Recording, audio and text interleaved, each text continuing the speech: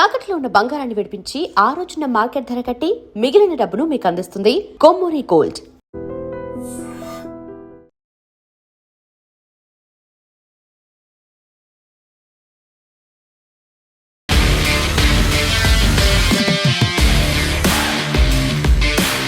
నమస్తే, welcome to iDream talking point with Kavitha. Dhurandhar సినిమాలో ఒక ఫేమస్ డైలాగ్ ఉంటుంది, గాయల్ హూ ఇసీలే ఘాతక్ హూ అనేది. నేను గాయపడ్డాను కాబట్టే ప్రమాదకారిగా మారాను అనేది. ఇదే మాటని కొన్ని రోజుల క్రితమే ఆప్ రాజ్యసభ ఎంపీ రాఘవ్ చద్దా కూడా చెప్పారు. నేను గాయపడి ఉన్నాను కాబట్టే ప్రమాదకారిగా మారాను అనేది. ఆ స్టేట్మెంట్ ఇప్పుడు ఖచ్చితంగా నిజమైంది. అది కూడా ఆమ్ ఆద్మీ పార్టీకి సంబంధించి. ఆప్కి ఉన్నటువంటి 10 మంది రాజ్యసభ ఎంపీల్లో 2/3 అంటే 7 ఎంపీలతో కలిసి తాను బీజేపీలో చేరుతున్నట్టుగా అనౌన్స్ చేశాడు రాఘవ్ చద్దా.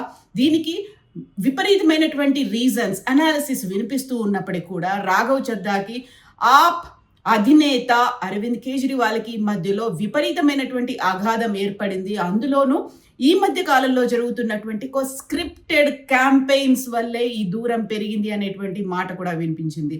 ఇందులో ప్రధానంగా ఎలక్షన్ కమిషనర్కి సంబంధించి అభిశంసన తీర్మానానికి అనుగుణంగా రాఘవ్ చద్దా ఓటు వేయలేదు అనే దాంతో పాటుగా ప్రతిపక్ష సభ్యులతో కలిసి పార్లమెంట్ నుంచి వాకౌట్ చేయలేదు. ఇలాంటి క్యాంపెయిన్లు అనేవి విపరీతంగా జరిగాయి. అవన్నీ స్క్రిప్టెడ్ క్యాంపెయిన్లుగా రాఘవ్ చద్దా అభివర్ణించారు.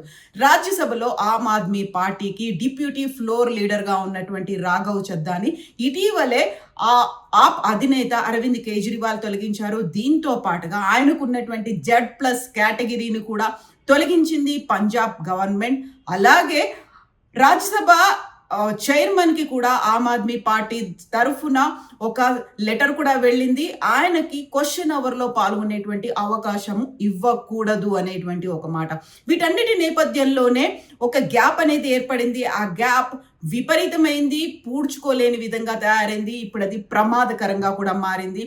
ఆ ఘాతకైనటువంటి Aam Aadmi Party Rajya Sabha ex deputy floor leader తను ఇప్పుడు ఆమ్ ఆద్మీ పార్టీకి రాజీనామా చేస్తున్నట్టుగా అనౌన్స్ చేశాడు. ఆ తర్వాత ఎంపీలతో కలిసి బీజేపీ అధ్యక్షుడు నితిన్ నబీన్ ని కూడా కలిశారు. త్వరలోనే పార్టీలో చేరబోతున్నట్టుగా కూడా సమాచారం అందుతోంది. దీంతో పాటుగా గతంలో ఉన్నటువంటి స్వాతి మాలివాల్ తను కూడా ఇప్పుడు పార్లమెంటరీ కమిటీల తరఫున నార్త్ ఈస్ట్ ఇండియాలో పర్యటనలో ఉన్నారు. తను కూడా కొద్దిసేపట్లోనే నేను మాట్లాడతాను, ఢిల్లీకి వచ్చిన తర్వాత నేను ఎందుకని పార్టీని వీడాల్సినటువంటి పరిస్థితులు వచ్చాయి అనేది తాను వివరిస్తానని చెప్తున్నారు. రాఘవ్ చద్దా చాలా క్లియర్గా ప్రెస్ మీట్ పెట్టి మరీ మాట్లాడారు.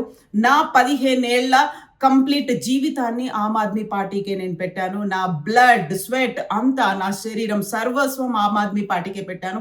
కాకపోతే ఆమ్ ఆద్మీ పార్టీ తన విలువలు ఏవైతే ప్రిన్సిపల్స్ పెట్టుకుందో వాటి నుంచి డీవియేట్ అయింది, వాటిని వదిలింది. ఇప్పుడు ఆమ్ ఆద్మీ పార్టీ అంతా అవినీతిలో కూరుకుపోయింది. నేను రిపీట్ చేసి మరీ చెప్తాను, ఒక right person in the wrong party అనేటువంటి మాటని నేనే కాదు చాలా మంది చాలా సార్లు అన్నారు. ఇప్పుడు అలాంటి పార్టీని నేను వదులుతున్నాను, అవినీతికి దూరంగా ప్రజలతో కలవడానికే పార్టీని వదులుతున్నాను అనేటువంటి మాటని తను ఒకటి చెప్పారు. 15 ఏళ్ల పాటు తను కలిసి ఉన్నాను, ఆమ్ ఆద్మీ పార్టీకి జీవాలను అందించాను, నా యావత్ జీవితం అంతా దానితోనే అనుకున్నాను. బట్ ఆమ్ ఆద్మీ పార్టీ విలువల్ని కోల్పోయింది కాబట్టి నేను వెళ్ళిపోతున్నాను అనేటువంటి మాట చెప్పారు. సో ఇక్కడ సర్ప్రైజింగ్ గా కనిపించింది, డిప్యూటీ ఫ్లోర్ లీడర్ గా ఉన్నటువంటి రాఘవ్ చద్దాని తొలగించి అశోక్ మిత్తల్ని డిప్యూటీ ఫ్లోర్ లీడర్ గా ఆప్ ఇటీవలే ఎన్నుకుంది. ఆ అశోక్ మిత్తల్ కూడా ఇప్పుడు రాఘవ్ చద్దాతో కలిసి బీజేపీలో జాయిన్ అవుతున్నారు. ఇక్కడే ఆమ్ ఆద్మీ పార్టీతో పాటుగా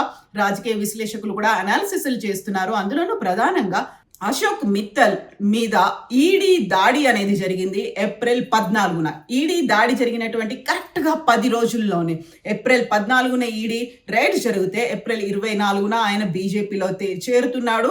సో అవినీతి ఆరోపణలు ఎవరైతే ఉన్నాయో వారందరూ బీజేపీలో చేరితే వాషింగ్ పౌడర్ నిర్మాలాగా మారిపోతారా అనేటువంటి ఇప్పుడు ఆరోపణలు, విమర్శలు, అనాలిసిస్లు కూడా వినిపిస్తున్నాయి. గతంలో ఎవరినైతే బీజేపీలో చేర్చుకోవాలనుకుంటున్నారో వాళ్ళందరికీ అవినీతి మరకలు అంటిస్తారు, లేకపోతే ఈడీలు, ఏసీబీలు వాళ్ళతో రైడ్స్ చేయిస్తారు, ఆ తర్వాత వాళ్ళని పార్టీల్లో చేర్చుకుంటారు అనేటువంటి మాటని చెప్తున్నారు. అరవింద్ కేజ్రీవాల్ దీని మీద కూడా రెస్పాండ్ అయ్యారు. పంజాబీలను పంజాబీలను కేంద్ర ప్రభుత్వం మరోసారి మోసం చేసింది, నరేంద్ర మోదీ ప్రభుత్వం మరోసారి మోసం చేసింది అనేటువంటి మాటని అరవింద్ కేజ్రీవాల్ అంటున్నారు. వారెవరు పంజాబ్కి చెందిన వారు కాదు అనేటువంటి మాటని పంజాబ్ సీఎం భగవంత్ మాన్ కూడా చెప్తున్నారు.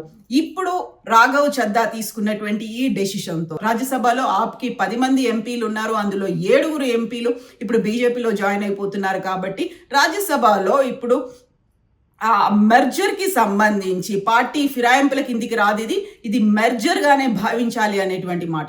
సో రాజ్యసభ ఎంపీలకైతే పార్టీ ఫిరాయింపులు అనేవి ఉండవు అనేటువంటి మాట న్యాయ నిపుణులు కూడా చెప్తున్నారు. బట్ ఒకేసారి 7 ఎంపీలు వెళ్ళి జాయిన్ అయిపోవడం, అందులో కూడా Z+ కేటగిరీ భద్రతని పంజాబ్ గవర్నమెంట్ రాఘవ్ చద్దాకి తొలగించిన తర్వాత కేంద్ర ప్రభుత్వం ఇమ్మీడియట్ గా ఆయనకి Z+ కేటగిరీ భద్రత కల్పించింది. సో ఇప్పుడు వినిపిస్తున్నటువంటి అనాలిసిస్ లో రాఘవ్ చద్దాని త్వరలోనే కేంద్ర ప్రభుత్వ మంత్రివర్గంలోకి తీసుకుంటారు అనే దాంతో పాటుగా 2029లో రాబోయేటువంటి ఎన్నికల్లో ఢిల్లీ తరఫున ఆయన్ని ప్రత్యక్ష ఎన్నికల్లో బరిలోకి దించబోతున్నారు అనేటువంటి మాట.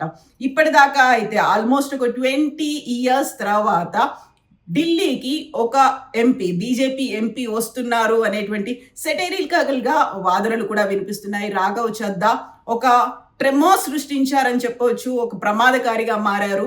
ఆప్ ఏం చేయబోతుంది, మిగతా 3 ఎంపీలు ఆప్తోనే ఉంటారా, వారు బయటకు వస్తారా అనేది విశ్లేషణలు కూడా ఉన్నాయి.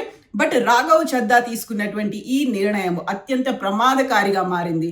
కేవలం గాయపడడం మాత్రమే కాదు, ప్రమాదకారిగా మారింది. అది ఇలాంటి విపరీతమైనటువంటి పరిస్థితి వచ్చింది, ఎవరు ఇమాజిన్ చేయలేదు ఒకేసారి 7 వెళ్ళిపోతారని. ముందు నుంచి కూడా రాఘవ్ చద్దా బీజేపీ ఐడియాలజీ ఉన్న పర్సన్ గానే అభివర్ణిస్తూ వస్తున్నారు. ఆయన ఒక సాఫ్ట్ కార్నర్ ఉంది అనుకున్నప్పటికీ కూడా అరవింద్ కేజ్రీవాల్తో కలిసి పనిచేస్తున్నాడని చెప్పినప్పుడు కూడా లాబింగ్లు ఎక్కువ చేస్తున్నాడు, లేకుంటే అవినీతి గురించి మాట్లాడుతున్నటువంటి ఈ పర్సన్స్ వాళ్ళందరూ వెళ్ళి బీజేపీలోనే ఎలా చేరుతారు అనే దాన్ని ఇప్పుడైతే మళ్ళీ విశ్లేషణలు చేస్తున్నారు. రాఘవ్ చద్దా 2012లో ఆమ్ ఆద్మీ పార్టీ ఏర్పడిన దగ్గర నుంచి అరవింద్ కేజ్రీవాల్తో కలిసి పనిచేశారు. 2015లో ఢిల్లీలో ఆమ్ ఆద్మీ ప్రభుత్వం రావడంలో కూడా చాలా కీలకమైనటువంటి క్రియాశీలకమైనటువంటి పాత్రని రాఘవ్ చద్దా పోషించాడు. అత్యంత సన్నిహితమైనటువంటి వ్యక్తిగా, విశ్వసనీయమైనటువంటి వ్యక్తిగా అరవింద్ కేజ్రీవాల్కు ఉన్నటువంటి రాఘవ్ చద్దా తీసుకున్నటువంటి ఈ డెసిషన్ ఇప్పటికిప్పుడు ఓవర్ నైట్ తీసుకున్నటువంటి డెసిషన్ కాదు, కొన్ని రోజులుగా అలాంటి డెసిషన్ అనేది తీసుకున్నారు. ఫైనల్ గా ఈ రోజు ఎగ్జిక్యూట్ చేశారు అనేటువంటి వాదనలు, వార్తలు, విశ్లేషణలు అయితే వినిపిస్తున్నాయి. నెక్స్ట్ ఏం జరగబోతోంది, రాఘవ్ చద్దా కేంద్ర మంత్రి వర్గంలోకి వస్తారా, లేకపోతే న్యాయస్థానాన్ని ఆశ్రయిస్తారా, ఏం జరుగుతుందని మీరు అనుకుంటున్నారో కామెంట్స్ రూపంలో తెలియజేయండి.